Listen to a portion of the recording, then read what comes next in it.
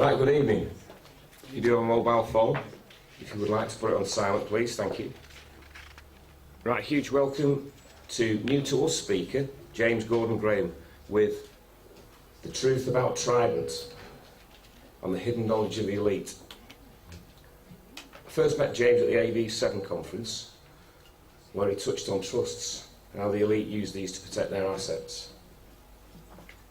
Tonight, James covers Trident, a deterrent to widespread violence, apparently and ideally.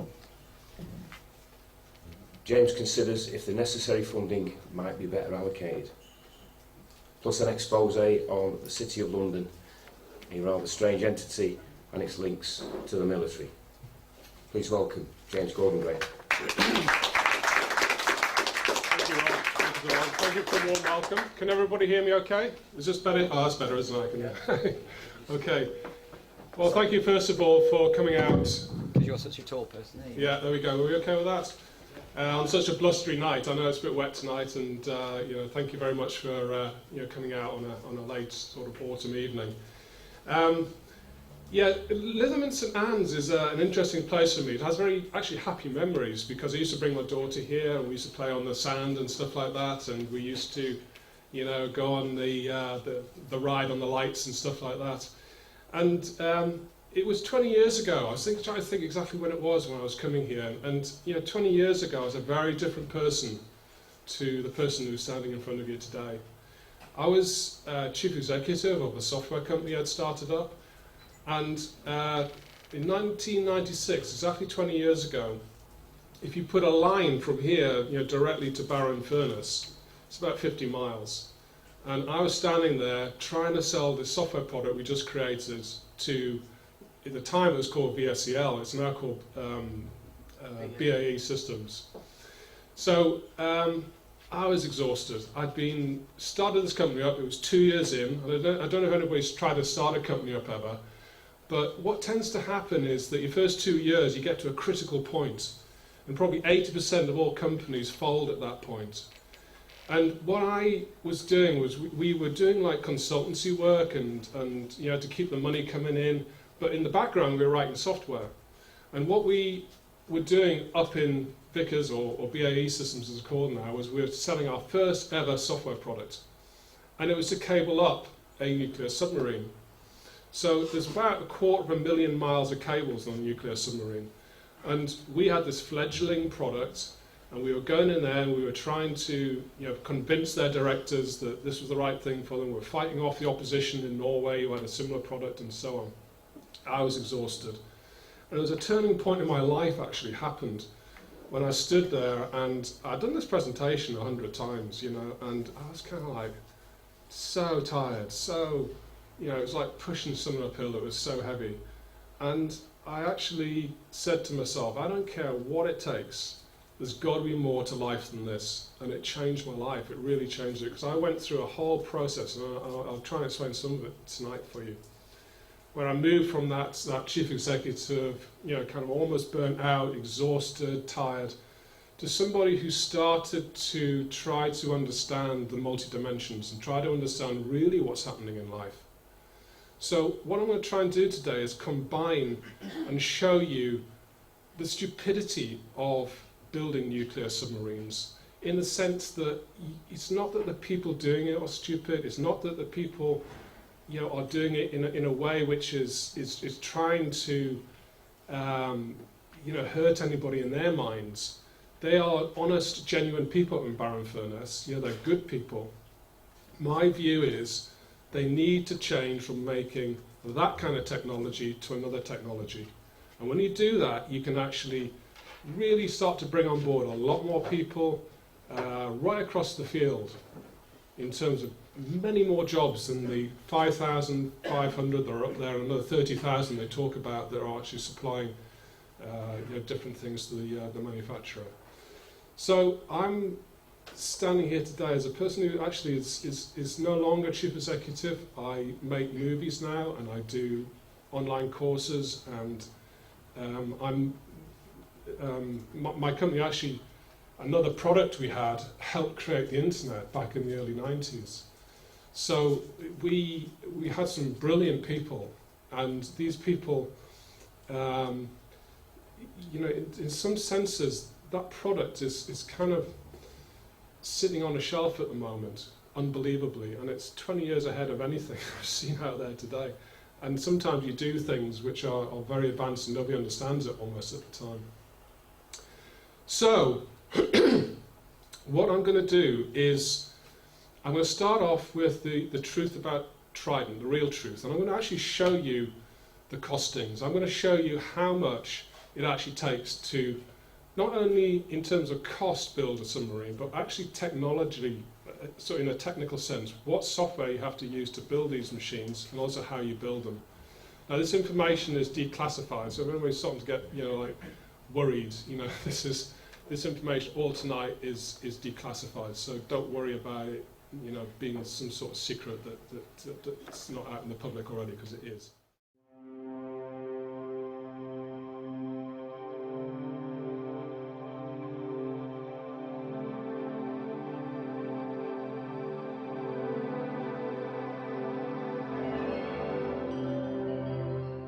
You said there's only one corporation in the world. Yep. Can you name it for us? Crown Corporation. Every corporation comes from that underneath it. There's probably multiple millions. So yeah, it's what I was trying to say, that was the top of the pyramid. Well, it's not really the top of the pyramid. From a human level, it is. Didn't it used to be called the East India Company? Yeah, the East India Company worked for the Crown Corporation in the sense that it was part of the original City of London. And the East India Company was the wing that was the military and economic force for the original Bank of England when it was created in 1694. So from the 1600s through the 1700s, all the slavery came from that lot. They're disgusting what they did through their livery companies and through their companies of taking slaves out of Africa. You know, those are the ones who are responsible. But no, that is not the same as the Crown Corporation now. The Crown Corporation is like higher than that. It owns that, basically.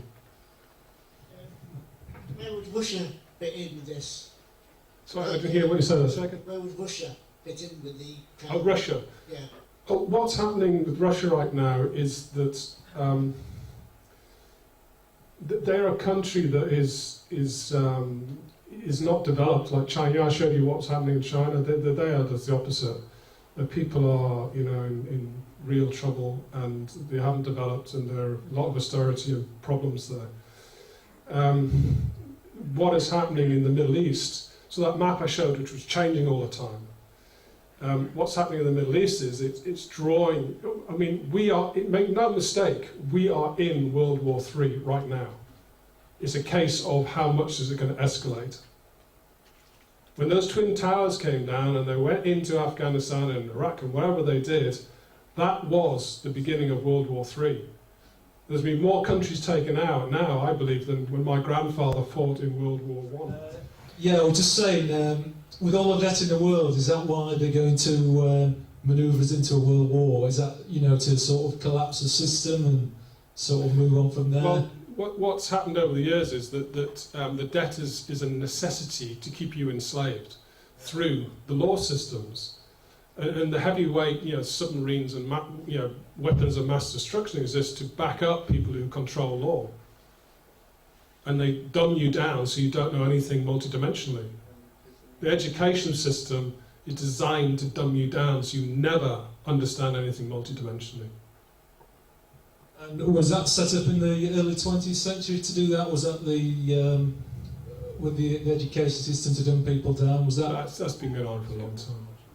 Before then, yeah. So, do you think this war, if there is a world war, do you think it's going to be like a nuclear war, or will it just be a conventional war? It depends. I believe humanity has got a choice right now, and I do speak humanity right now. And humanity can decide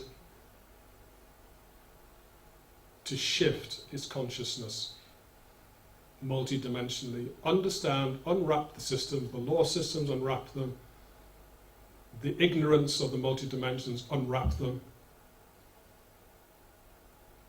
the law systems, war systems, and the education wisdom systems are the keys. And if you unwrap all those, you will shift consciousness away from any war.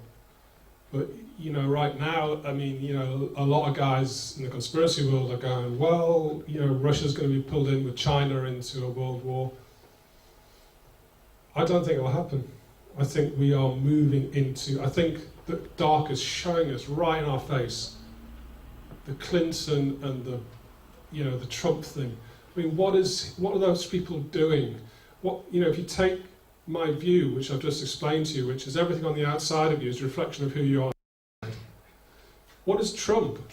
Well, he is actually a racist bigot who sexually abuses people, women. And he's you know, you've got him on tape saying this.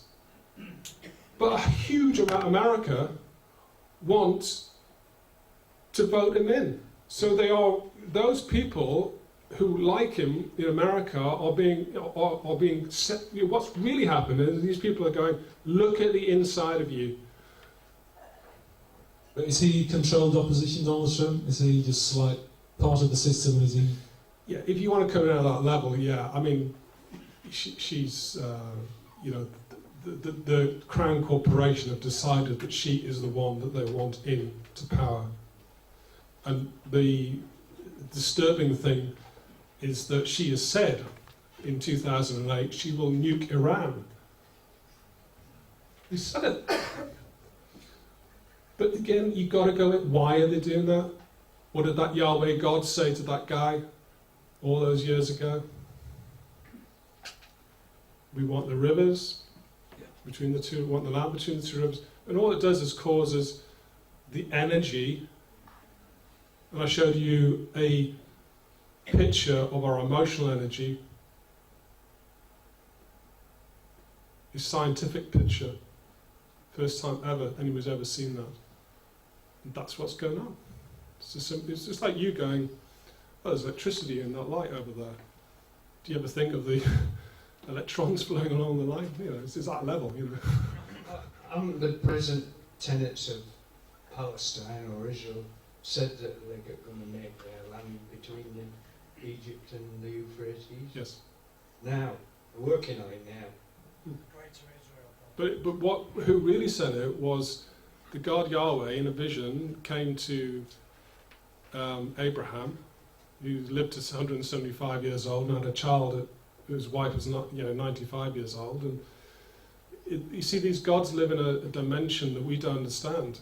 And what it means is that they can see more into the future than we can. And they knew that that conflict would go on for thousands of years, and it has.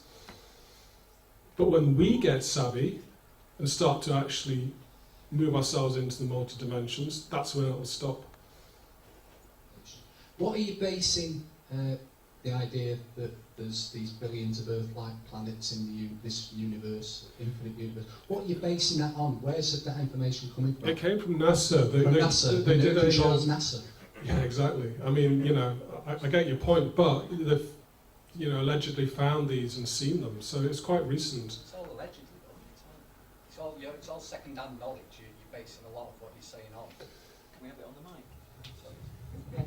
A lot of what you're saying, I mean, I take on board a lot of what you're saying, don't get me wrong, but a lot of it seems second-hand knowledge and knowledge from known liars, information from known liars who seek to deceive. The core knowledge is the knowledge that I have, from starting as CEO 20 years ago and providing software that builds submarines, I have gone through periods in my life where I have found that knowledge from experience.